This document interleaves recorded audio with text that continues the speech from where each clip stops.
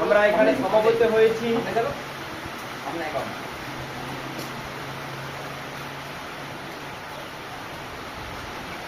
এখানে উপস্থিত আছেন আমাদের প্রধান শিক্ষক মহাশয়, অন্যান্য শিক্ষক শিক্ষিকাবৃন্দ, উপস্থিত আছেন রাঁধুনিরা, আছো ছাত্রছাত্রী। তোমরা প্রত্যেককে যথাযোগ্য সম্মান, স্নেহ, প্রীতি, ভালোবাসা, শুভেচ্ছা জানিয়ে আজকের বিশেষ দিনে তাৎপর্য। আজকে 26শে সেপ্টেম্বর,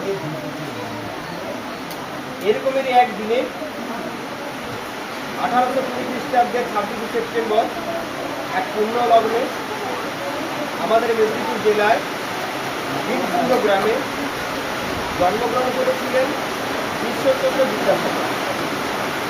তার বাবা ঠাকুরদাস বন্দ্যোপাধ্যায়